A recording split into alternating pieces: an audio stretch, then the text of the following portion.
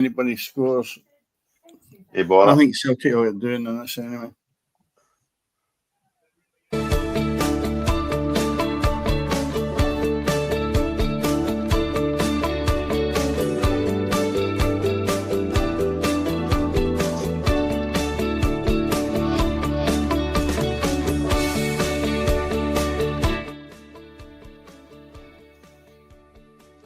Very good evening to you. It's Wednesday night. It's 7:30.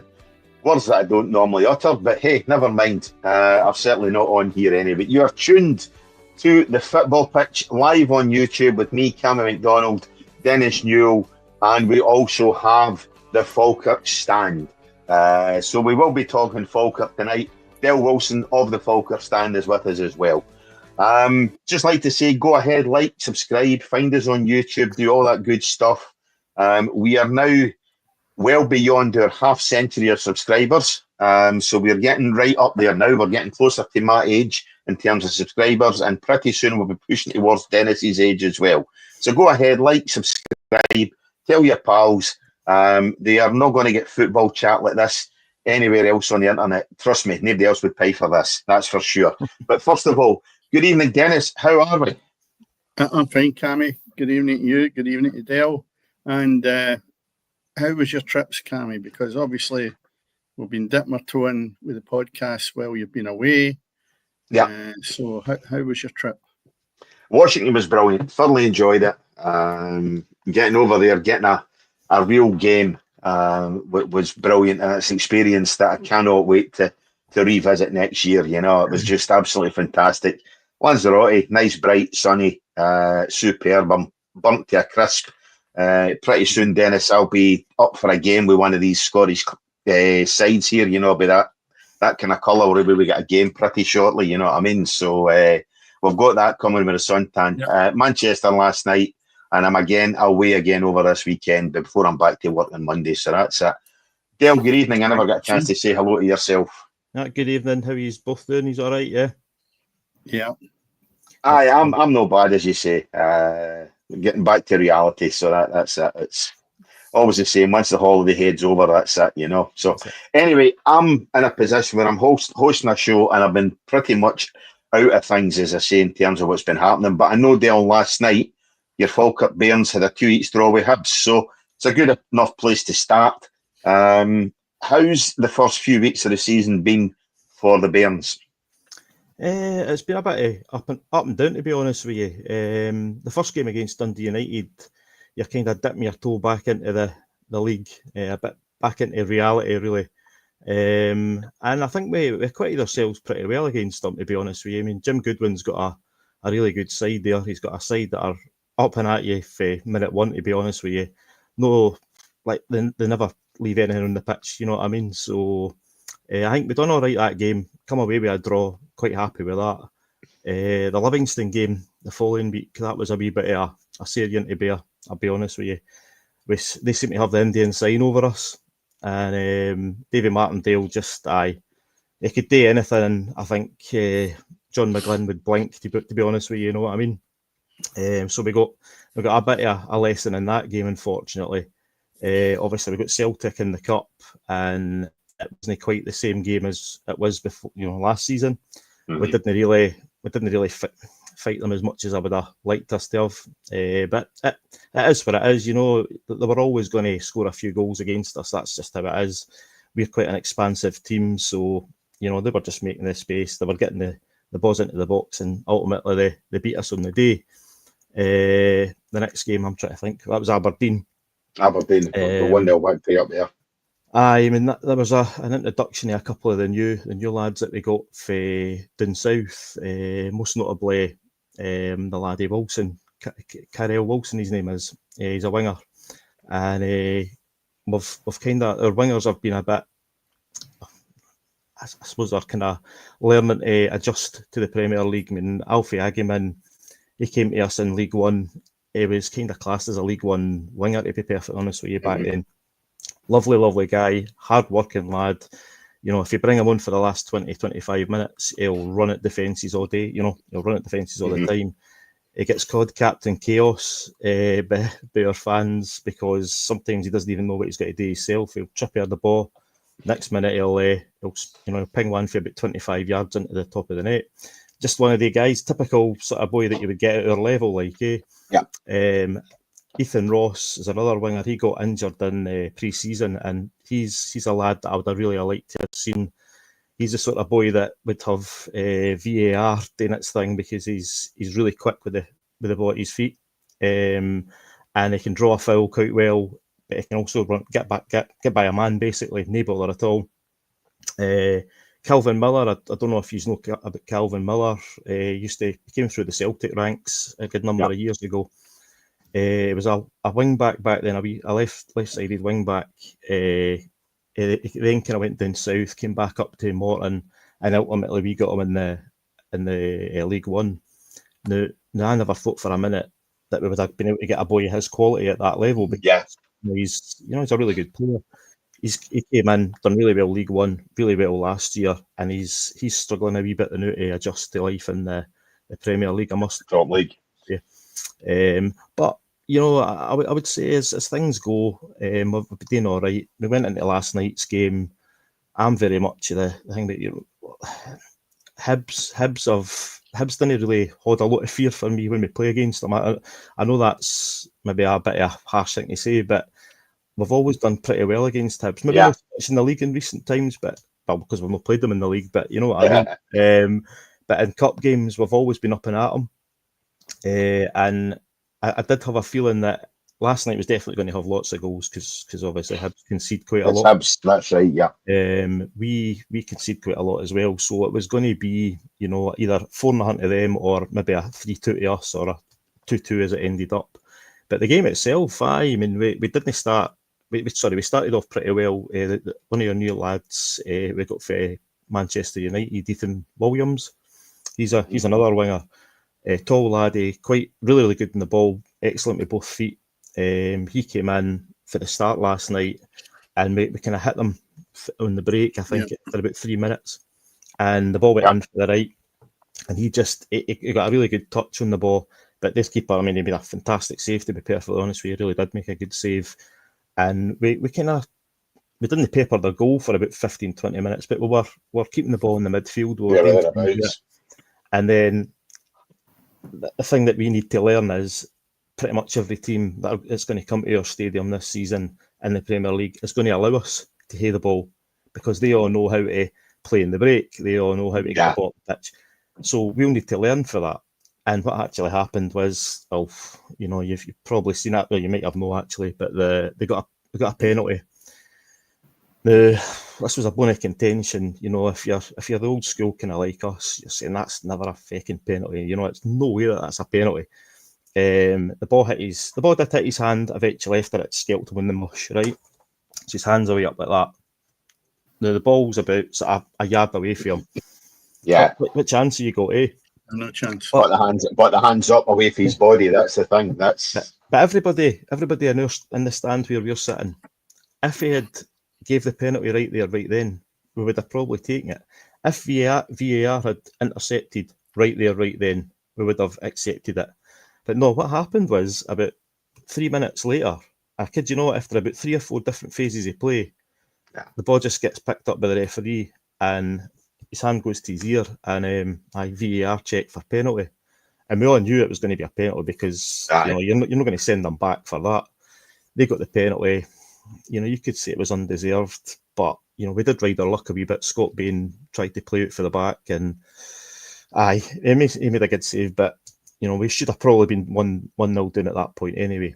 But they got the penalty, they got the goal, and then about sort of 20 minutes later they got another in. And I thought, oh, here we bloody go, we've done all this. It was going to be your 4-0. And then against the run of play, we got a goal just on the stroke of half time. Something that we've not done at all this season, which is bud on the wing and the ball into the box really, really early. The boy Williams, cracking ball right in, and their striker Ross McKeever put the ball in the back of the net, and it sent the fans a bit wild. Like it was really unexpected. So going into half time, you kind of thought, well, we've got a chance now, You move into the second half, and again, first sort of 5-10 minutes, it was easy peasy, and then we got the goal to make it 2 each, and then we dominated after that. We should have really won the game, to be honest with you. But I'd take a 2-2 before the game kicks off. Yeah. But we're hoping to, going forward now, if we're playing like that, especially in the second half, you want to be winning the games. You know what I mean? So yeah, that's the thing. I mean, you've made a few changes. You brought in a few players in the transfer window. Aye. And Dennis, they seem to be, if not turning a corner, because I don't think they were ever far away in the first place, but Falkirk do look as though they could be a side who will give a few teams in that Premier League something to think about this season, Dennis. I think they're much of a muchness in relation to. I'm just looking at the league. I wasn't turning away, Del, when you're doing it. I have to right. trying to look at that. That's I right, was listening, but I was just trying to dissect where he is really were in the league. I mean, I look at it and having watched them, I watched the game there last night. Was it last night? It seems that many last games. night. Yeah. And I watched it, and I thought to myself, at one point, I thought, well, it's Hibs, you'll get goals because the defence, and I've rattled it a few times on here, and probably would stick back for it. That the defence leaks goals every game, every season, and it's not been addressed. So there was always a chance that Falkirk was going to get something out of it. And because of the way he's play, you don't give up. No, and I think that's the important thing in this division. That the Premier League has got teams, and much of a muchness is what I'm saying, that if you even look at it from Hibs down in fourth spot, there's every chance you can pick up points. You look at it just now, if you can get a victory, which is going to be a difficult one against Hearts, but if you get 3 points, it takes you up to, if none of the rest compete and win games, it takes you up into third spot. So from my point of view, I think Falkirk is acquitted themselves well. It is a bit of a struggle when you come up for the division below, but I would think that you must be quite happy that they're sitting in 8th spot now. Rather than expectations are probably down. Well, Rangers will be like Hibs and Hearts were last year. They'll eventually climb up the league. There's no question of doubt about it. But if you look at Aberdeen, you wouldn't have thought that Rangers and Aberdeen would be sitting well below you, really. So I think they've had a decent start. Motherwell's sitting just above you, and they've drawn every game. So, no, I don't know what you would think, Del, but I think that if you can stay in that position, you've had a really successful season of the 8th spot. I mean, like behind the scenes, I think John McGlynn and the players, not to kind of call them out on here, but I think they want to be finishing above 10th. They've got aspirations. That I'm not saying directly to go into top 6, because that's for me, that's just a wee bit beyond it now. But you never say never. Obviously, you could have a really good season, and that's what happens. But one thing we've got probably over quite a number of the teams is the team spirit, the cohesion we've got in that dressing room, and he talks about it all the time. Like for years, we had a disconnect. I talked about it in the last podcast. We had a disconnect between the fans and the players and the management and the board, and collectively, everybody's on the same page now. And you're going to the games, the players, regardless of whether we get beat or we win or we draw, they come here after the game. The captain, who's been Brad Spencer in recent times, he hands one of the captain's armbands over to one of the young kids that's either standing behind the goal or in the main stand. And it's just wee things like that, that bring everybody together. And but having that dressing room where everybody's a leader in there, everybody can talk to each other, nobody's frightened to kind of pitch in with an idea, and that's one thing about McGlynn. John McGlynn's always happy to listen to what the other boys have got to say, and it's stood us in good stead. I mean, he's been there 3 and a bit years now, and it's other than Jim Jeffries, it's probably the most enjoyable period of watching Falkirk that I've ever had, to be honest with you. Yeah.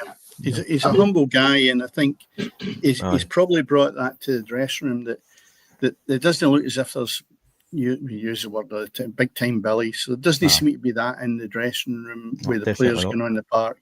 And I think he's the type of guy that's got the wealth of experience now to maybe just knock that back if it happens. Falkirk can't afford to have players of that calibre. They need something, and I was going to bring this up anyway. Scott Arfield, he's a great professional to have in the dressing room. I noticed there, looking through the previous games, he's not been in every match. No. Has he been injured, or is it just the fact that the manager decides that he's not got to use him all the time? I think, see, as a supporter, I think we realise that he's not got the legs that he once had to rule that midfield. He's not been getting played as his old position with us was like the main anchor man in the midfield. He would dictate play and all that. He's been getting played in the number 10, or he was when he first came in. He was getting played in that number 10. We play three behind the main striker. He was getting played in that number 10 role, and he's not in the Premier League. He's not got the legs for that.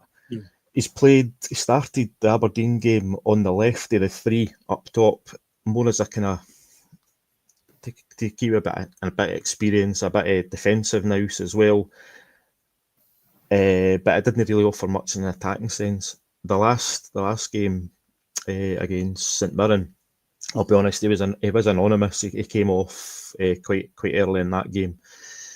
But as a guy around the dressing room, he's just great, and I doubt he'll be asking much in terms of wages, because he always said he would come back to us to finish his playing days.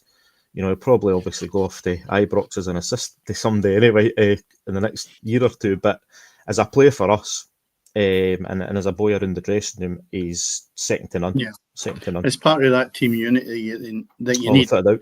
because it's definitely going to be a hard season. But as I say, much of muchness. You can very difficult to split how we're only into the season, but there's an element there. I look from Hibs downwards, maybe with the exception of Rangers. There's every chance. That's assuming Rangers get their act together. There's every chance that you could be sitting in that position well into the season, just be competing the way you are now. And again, I dislike artificial surface, right? And I'm sure players turn up there no like it either. And that's a help. That's a help for you, without taking any credit away for the qualities you've got. The one thing about Falkirk is it's a good artificial surface they have. It's not like your rubbish that you've got at Broadwood or even Rugby Park or whatever. Dennis, I know what you're saying about the artificial surface, and I'm in agreement with you there. But I think the one thing you've got, Dale, is obviously it's a decent. As good as you're going to get in terms of artificial surface, it's a decent artificial surface. One thing we do with the pitch is it's always watered. I mean, it can be understated, right? But watering the pitch and going over it with the tractor on the daily, right? It's never going to be as true as grass. We always know that, and I'm not going to sit here and say that it's the best thing since sliced bread, right? But right, at the end of the day, right? At the end of the day, watering that pitch, getting the tractor on it, it's a really good pitch. There's a lot of zip on it. There are some pitches out there that are a bit sticky. Livingston's brand new pitch, that's spot on. I think Airdrie's pitch is a really good pitch as well. That's similar to ours. I think Queen of the South is similar as well. But I know players didn't want to.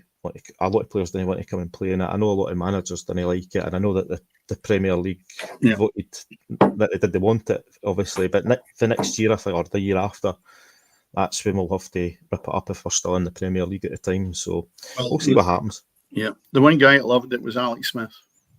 He really loved it. I mean, we're going back a fair bit there, but that was at Anfield, didn't I had with him on it was no. And it's strange because he's the older brigade. You would have thought that it's something that he would have been uncertain about his future. No, he loved it. And all the youngsters that was brought through at Falkirk at the time. Yeah, that's he. I think he felt this was the future. We weren't going to have grass by now.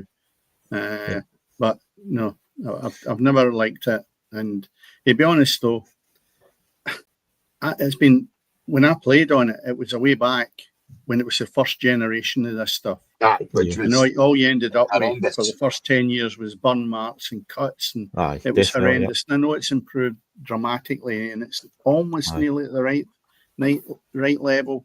but you'll never get it the same as grass. I mean, let's be honest now, there's some of these artificial surfaces we're playing rugby on, Dennis, and that's the thing as well, that a sport like rugby, where it's obviously a contact sport and they're spending most of the time on the deck, if you're doing that, it just does show how much the surfaces have improved for your day, when it was rubbish to play on it and even worse to smoke, it's the grass, the artificial grass nowadays isn't anything at all like it was then, when it, as you say, Del, when it was back to the days at Anfield and and Kenilworth Road down in Luton and things like that, and Boundary Park at Oldham, the clubs that first brought in that horrendous plastic surface, it's not that, but it's still no grass. At the end of the day, it still isn't grass, and it's never going to react like grass will do. It's the closest we're going to get. You smoke it. But well, that's what I'm saying. It's a lousy smoke as well. We're both on that. And neither of us got a laugh at it, so we're not going. Dale, don't bother you trying as well, mate. No, it's Rodney done it, and it was Rodney did like smoking, did he? That was it, exactly. No, he did, but that was he's too GC at the hell with. No, we're not going to bother. We're not going to bother. We're the only fools, but Dennis is the horse there. Never mind. Anyway, moving away from Falkirk and looking at Hibs. Dennis, you've mentioned it, and we've had a slating on various aspects of the social medias for the pod. Hibs fans have had a go at you several times over for your criticisms of the defence. At some point in time, they're actually going to have to realise that as a back four, a back three, a back five, whatever they have, they can't defend. Yeah, but when you make statements like I have done, they just think you're finding fault. I'm not finding fault. I'm stating the case. I haven't managed, no matter what level you want to call it, that basically these defenders, if you're up the terrace and you've never kicked a ball in your life, then you're not going to notice the flaws. With no disrespect to supporters, they're there to support. They're not there to scrutinise it. They want to see their team winning. But I can assure you, you've got flaws in the big boy Rocky, and then you bring Hanley in, who's not getting a game. I mean, he's in and out. I'm not getting into details why he's in and out, but if you just look at it last night, you've got a big boy there. It's a centre half, and he never seems to be in the zone that he's going to go and attack the ball in the air as well as he should. And then last night, it goes across. Well, he's not getting help for his other defenders. He get caught in between last night, and I think it's for the second goal, where he slid down to try and block it, and it actually broke, and the goal was scored from that. And I say to myself, well, maybe if the central defence was better organised, and I looked at this goal about 3 or 4 times, and I said to myself, no, the defence is not in the right position to begin with when they were attacking. And I think if people look at it, he was caught in no man's land because the central defender next to him had let the boy come across him slightly, and he wasn't in the position to take up and make a tackle. And it was a last-ditch tackle, and of course it's hit under his body, and it's just squeaked to the Falkirk player, and then it went. And I'm saying to myself, well, that's bad defending. If you can't see that as supporters, I'm sorry. But that's what you must look at. You don't look at the good things if you're really starting to give somebody criticism with it. You've really got to look at the flaws that are hindering your team. And that's hindering your team. I've sung the praises of the forwards up there, and you know what, I think they're excellent. But the bottom line is the defence just is not good enough. And it's been ongoing for years. It's not just a matter of months. And no, that's just my thoughts on it. I don't think that the defence is tight enough for what you need to be in the Premier League and be successful. Okay, somebody will say, well, we're sitting in fourth. We've won one, we've drawn the last 4. Right, okay, that's great. Let's see where you are at Christmas. Because that team at this moment in time will struggle to keep the back door shut with the way they're playing just now. But they're losing 2 goals a game. On average, they're losing 2 goals a game. I mean, these draws that we're talking about, they're 2 each, every one of them. It's 2 each with Falkirk, 2 each with Dundee United. I think there's another couple of, at least one other 2 each draw there. They're losing 2 goals a game. And if Hibs want to push on to get into Europe again next season, they're going to have to tighten that back line. Hanley's not the answer. The big lad Rocky, as we say, he has a few moments of madness, I think his reading of the game is absolutely appalling, which is why he has a few moments of madness, but Hibs are going to have to improve. They're going to have to improve at the back and get something sorted, and it's something David Gray, Dale, really, really does have to sort. You seen him last night. You had a good inkling that Falkirk were going to get goals. They're going to have to improve if they want to push on, not so much to the next level, but at least compete at the same levels as they did do last season. I would say so. I watch a number of podcasts, right? Obviously, this one's my favourite, Ian. Of course, but that's why we invite you on. But the lad Steve Cowan that used to play with him back in the 70s and 80s, I think that was it. Aye. Now, Steve Cowan is a very opinionated gentleman, right? He's as opinionated as he was hard on the park, and he was talking about Hibs' defence. In fact, he actually slated us last year for being too slow as well, which I had a bit of a dig at him, and then thought to myself, he's kind of spot on what he says. Aye. He's an ex-pro. He actually knows what he's talking about. So, but listening to him and the way he was talking about Hibs, it made me kind of watch them a wee bit more sort of intense than what I would normally. And it's very seldom you see a team that plays with a back three playing as expansive as Hibs were playing last night. Normally, a back three, you're going to have that midfield and the back line pretty solid, and you're not going to lose anything through the middle. But and even going down the side, the amount of space we got down the side last night was unreal. But we knew for the second half, get the ball long and win these second balls, because we're winning them every single time we played that ball long. And that's the problem for them, is I think that they switch off in defence. If they didn't win that first header, that's it, right? Okay, well, what do they do? Yeah. The defenders back off, the midfielders didn't make that run to try and close the ball down, and we were winning second balls left, right, and centre last night. And if we had been on our game, they probably would have lost about 2 or 3 more goals. I'm really not sure what the answer is. I mean, it's maybe going back to a back four and going a wee bit more pragmatic. What you really got to do though is the boy Cadden and Mulligan, who supposedly should be playing in the channels, right? Yeah. Bashiri is not capable of controlling, if you want to take it, that 6-yard box and just outside it, if you're playing with a 3. The boy, number 5, Ahora, he doesn't come in to help him out. And that's where you lost the goal. Mm-hmm. And when you does that, Mulligan's got to then come back in. So you make up a 4, at least, by doing that. And then when it tilts and goes the other way, Cadden's got to come in. But when the ball went out to the right-hand channel of Falkirk attacking, Bashiri pushed over because Ahara had not come in and the midfielder hadn't tracked back well enough. But you could also say the fullback didn't get goal side, allowing Nicky Cadden to go back. And that's the problem. If you're playing with 3, you need 2 wide players that are willing to graft and go back and expand it into at least a 4, if not a 5. And that didn't happen. And that's the problem you got, because Bashira, without giving him too much stick, he's not capable of doing that. Now, you can't just point the finger at one guy all the time and say, well, he's not fit for purpose there. I said that Hanley and him would really worry me if I had to watch the 2 of them as the central defence for Hibs this year.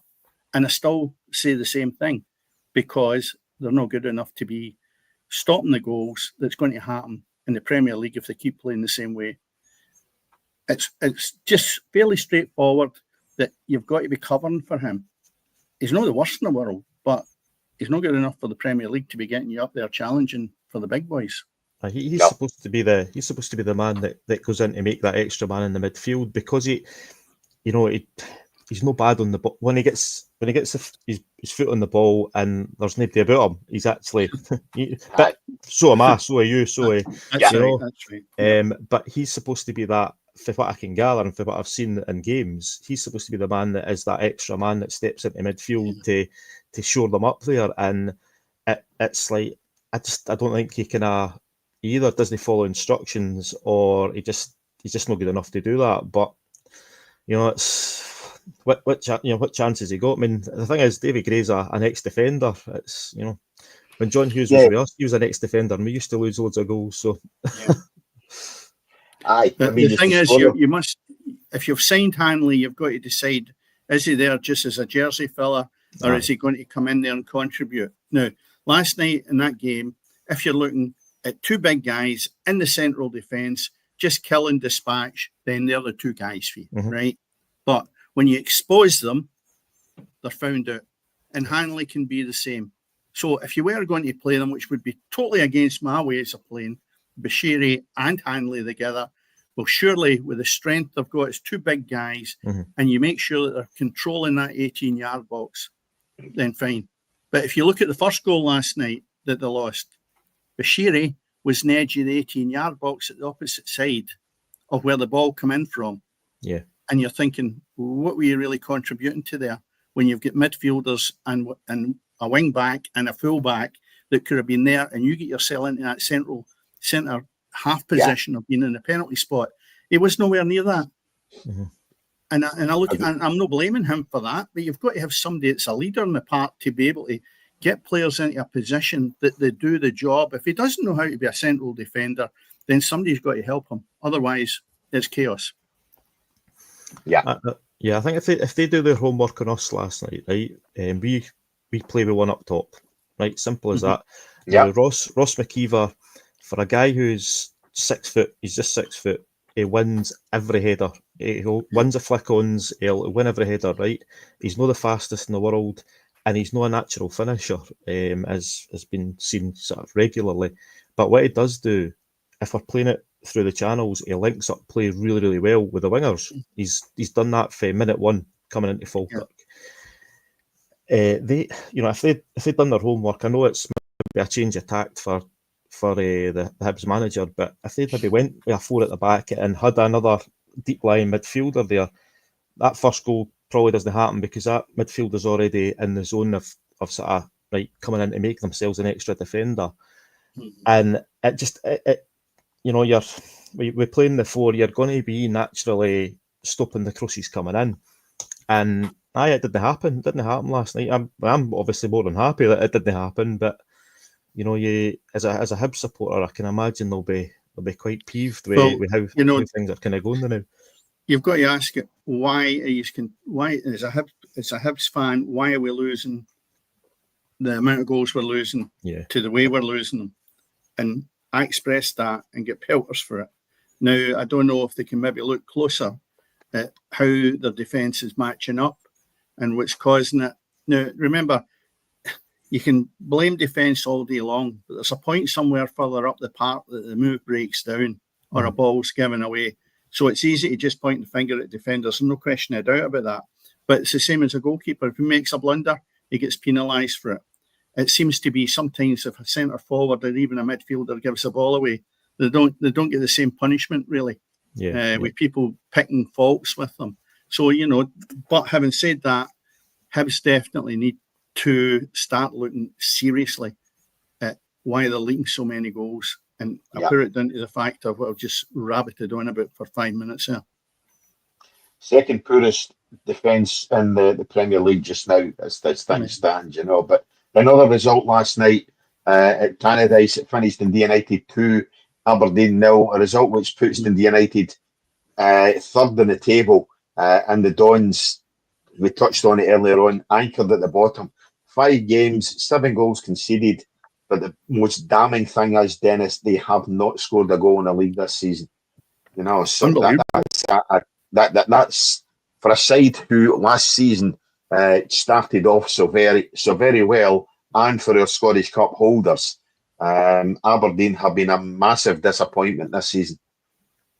Well, you look at it, and you look what happened last year with Aberdeen going in that run, and then everything just falling apart.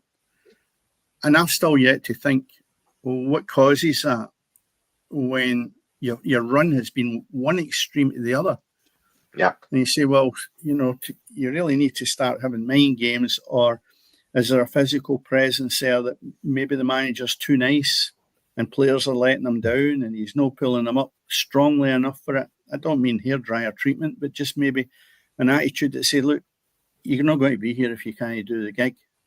Or are the right players been signed to replace the ones that left? But as you rightly say, they've got 1 point for 5 games.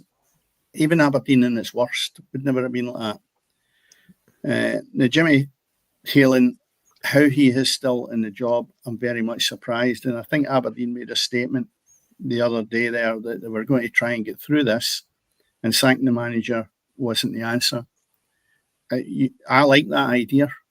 Yeah. But I don't know if in this case that is the right idea, because I think he's taken them as far as he can, and he's done a magnificent job. He won the Scottish Cup, and he also had a great half of the season. But how can he turn that round now? Because there's no sign or indication of improvement. I've watched them, and I don't see a team that it doesn't enthrall me to go and watch too much of them, because they just don't seem to offer much, and they're very disappointing. And it's always good in Scotland to have a good Aberdeen team. There's no question of doubt about it. You just need to look back to the days of old, even and even as much far as last season at this time when they were going great guns.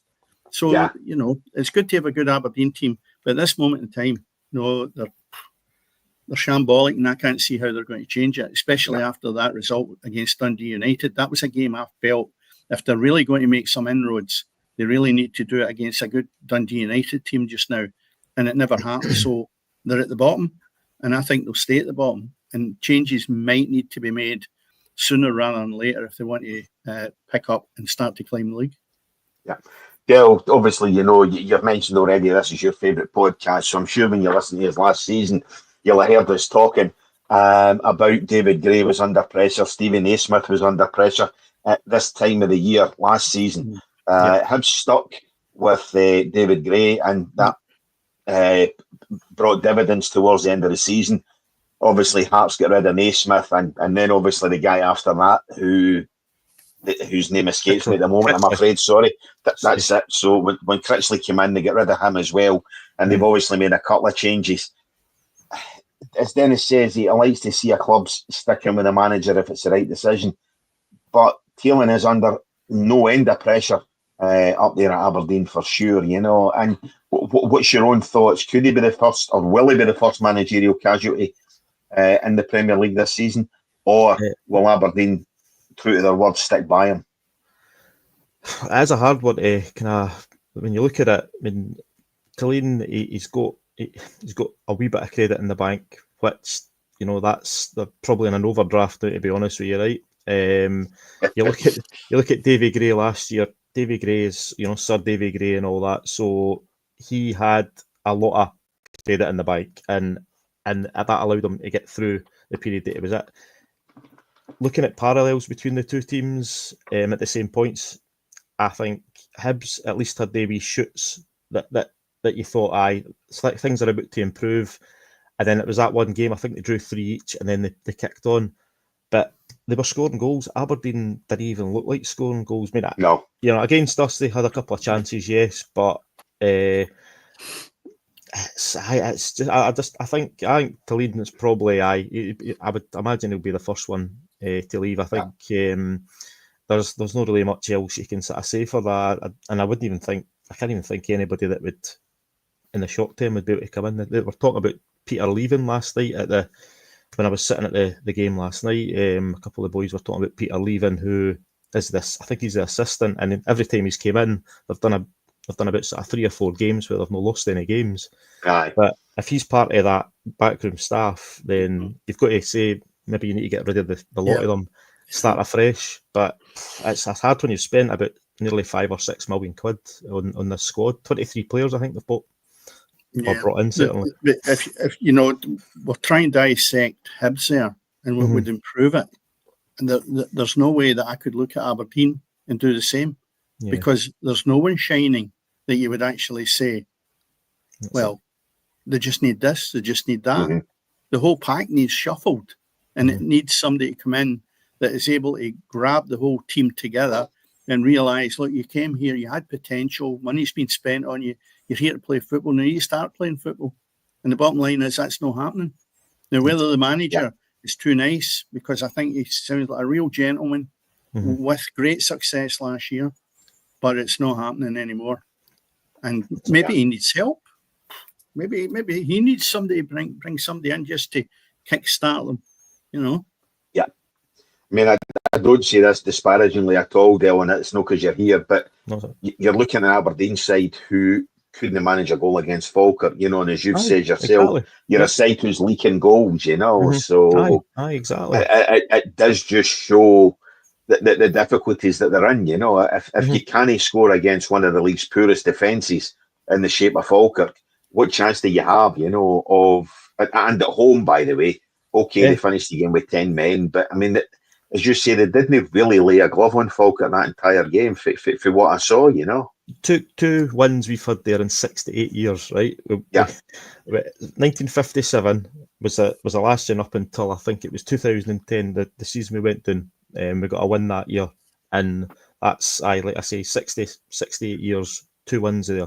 We've never had a good record there, and I'll be honest with you, I would have went up I would have took a draw for there, but Aberdeen at home against us, we've never really done well there, and you know, obviously the sending off kind of helped, of course it did, but even after the 2 or 3 chances that they had, they were a bit powder puff, unfortunately, and you know, they've brought in the boy Nisbet, and Nisbet will get you goals, but you need to feed them.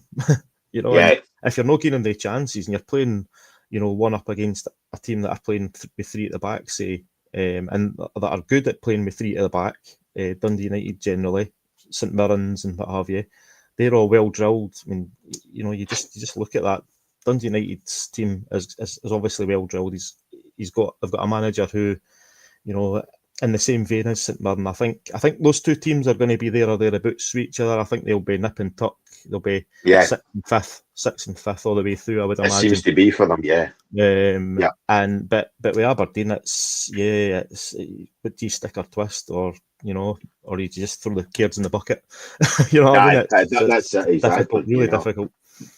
But anyway, finally, before we go, we'll look at Europe very, very quickly, Dennis. Obviously, Celtic and Rangers both dropped into their consolation tournaments. Celtic currently just 7 minutes into that game against Crevenza, Red Star Belgrade. Well, let's just stick with that one. Are currently nothing each. And Rangers tomorrow, again, Belgian opposition, probably filling the Rangers support with a lot of fear, rather than they're up against Genk, who I think they've actually previously beaten. But how do you see these 2 games going, guys?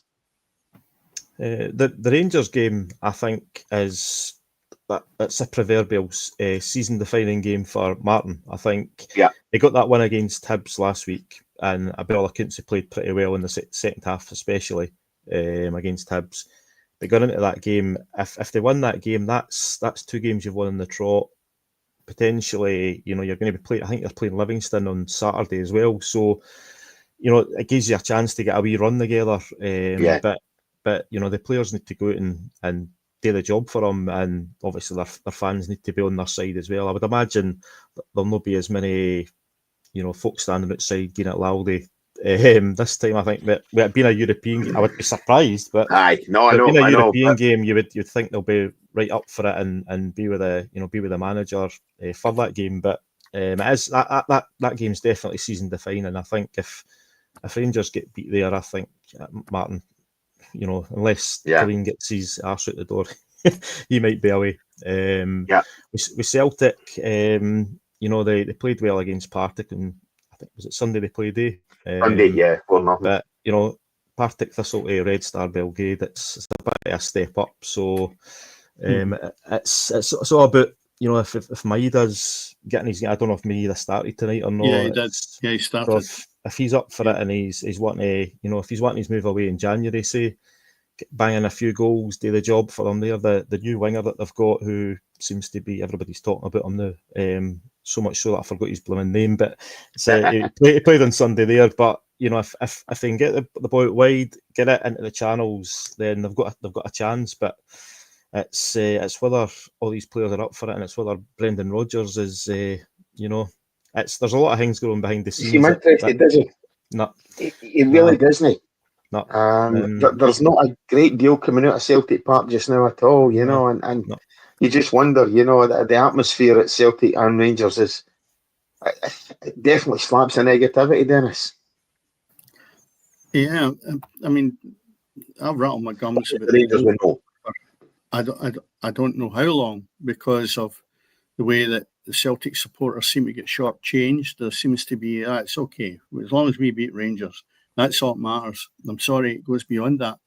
You're meant to entertain the support, and you've not been doing that because you've been scrimping and scraping with money that is there. You've lost £40 million. Nobody seems to have got the sack for that. Imagine in anybody's company, you, not individually, but as a group, lost £40 million. Heads would roll. Yeah. They would roll. £40 million. I'll keep repeating it because £40 million is a massive amount of money. Now, if you had to get that £40 million, only simply by keeping Kyogo, or they're rattling their gums about the fact of the young lad that come in there and actually played. I'm trying to think who he was now. He played in the wing with Celtic. What was his name? No, it's gone from me. But anyway, he comes in and they're saying, oh, if he was there now, it would have made a difference. Well, I don't know if it would have. But the bottom line is Celtic should still have been in the Champions League. And that, to me, is dreadful, because that is a total blunder by the club, penny pinching. And I'm not surprised that the supporters have been up in arms, but it's taken a long while for the penny to drop, that they're being cheated out of what they should be given every week. Celtic's a massive club, the same as Rangers are in the world football stage, and the supporters deserve better. And it doesn't matter what we actually think, but domestically, I think now that there's an element there where it'll take a wee while for Rangers if they do catch up with American owners with Celtic. But Celtic would just look as if they say, well, we'll keep looking over our shoulder. And when they start to be catching up with us in the motorway and putting it into fourth gear, well, we'll just put it into another gear and get above them because we've got the money, right? That's the wrong way to be approaching this. They should be looking after the supporters and never mind what Rangers are doing. We saw how it was the opposite way about. That's the problem I've got with Celtic. They are a poor team. I've said it repeatedly on here. And all my life, this is the worst Old Firm teams I have seen in record. And I don't know where it's going to change, because Celtic have got players that don't play, that have spent maximum money on. So you've got to question not just the board, you've got to question the manager and allowing the players to come in. So for me, it's still nothing each. I think if Celtic managed to get a result out of this game, it's great for them. The other side of the town, Ibrox, I don't think that beating Hibs in the League Cup was any big success. I think it's got them out of jail for another week. I don't think they will progress in this game tomorrow night. I think although Russell Martin's actually started to believe his own press by saying that this is a good team. He thinks that this has got the makings of a good team, the players that he's signed. Now, it's the only place in the world that you can walk into a football club and not hit the ground running. What were you doing before you joined Rangers? Were you standing at a street corner and you weren't fit? Why does he need players to bed in? If he needs them to bed in and you've spent money, you've bought the wrong player. Get a player in. Don't have him on the bench. Get him out in the park and let's see what he's capable of. The players he's signed, there's only been one wee winger on the left-hand side, and he's dipped. He come in, 2-game wonder, and after that, can't even remember his name. So yeah, that's it. But the bottom line is that there's nobody there that has impressed me to the level that they're going to get to the next level. And it'll be interesting to see what happens in Europe tomorrow night with them. Celtic could scramble a result out of this, but it wouldn't surprise me if, again, they flop too. And I hate being doom and gloom with the Old Firm because, listen, that's our bread and butter in Scotland. If they're not playing well, the rest don't play well. And it might sound a bit silly. How do you work that out? Because when people like Falkirk go and play Celtic, they know they're at the top of their game and they'll maybe go and have a go or they'll try and defend well or whatever they have to do. But there's an expectation there that these are two massive clubs. Now, if I'm a manager in the Premier League, I would be going, hey, they're at their worst. Let's go and no start. Let's no look at the points that we have said, right, we'll lose them, because you would go and look at what games you can win, what games you can draw. And I'll tell you what, the Old Firm was always games that you would say, no, forget that, really. No, I'll tell you what, the tick boxes are now open for that. You can get in there and start to think, if you've got anything about you, let's have a go at this lot, because they're poor. Never mind too much spent. Different with Partick Thistle. There's a different level there, and they've done okay. So you've really got to try and maybe defend or sit off a little bit. But when you're in the Premier League, you're a step above, and you should not be frightened of the Old Firm at this moment in time. So how they'll go in Europe, time will only tell. Still nothing each. So I'm hoping it's not the kiss of death. I come off and Celtic's lost a goal and Rangers go and do the same. I want to see both clubs progressing in Europe, because you know what? It's extra games for us over the winter that we can be sitting here enjoying, rather than going, oh, there's another mistake, another goal. Yeah. Well, we did enjoy it last season, certainly. You know, the Old Firms both acquitted themselves pretty well in Europe. Obviously, we were still in Europe well into the new year. It's bloody shocking that, and I don't disagree with you, Dale, that you're talking about this could potentially be a season-defining moment for the new Rangers manager. You know, what happens against Genk of Belgium, you know. But we shall sit and see, and we shall be discussing that next week. Will the two managers, well, I don't think Brendan Rodgers will be away, but will the two managers be facing up against each other when they actually come up against each other in the League Cup semi-final, which is the 2nd of November?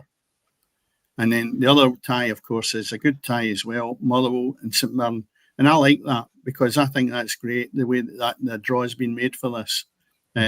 Because I would not, at this moment in time, like to see an Old Firm final. Do you know why?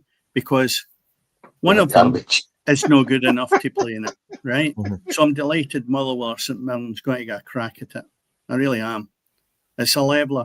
That's a contrast of styles with Motherwell and St Mirren as well, because Motherwell are, you know, from what I've seen this year, are a completely different animal on that park. I mean, obviously they've drew a lot of games, but they play a really good style of football, and St Mirren are, you know, what St Mirren are. Well, I'll put my money on a Rangers Motherwell final. There you are. There you go.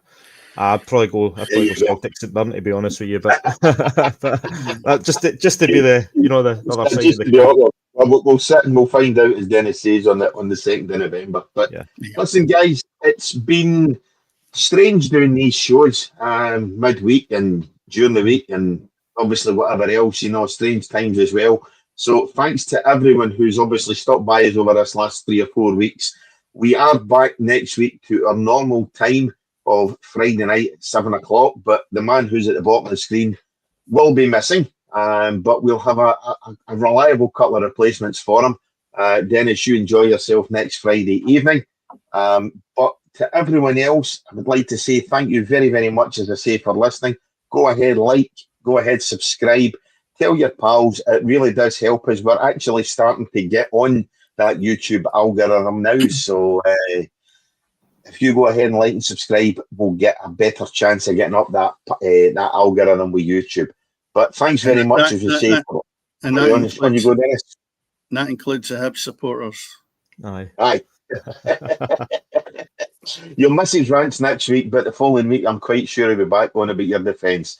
Craig Brown will join us next week. It remains to be seen who else will be on the panel next week, but certainly we will have Craig Brown joining us next Friday. But as I say, go ahead, like, subscribe after you've watched Celtic in Europe tonight, obviously. Good night to you all. Thanks very much to Dennis. Thanks very much to Dale Wilson as well for stepping in tonight. It wasn't me in the bite this morning, Dale. I can trust you on that one.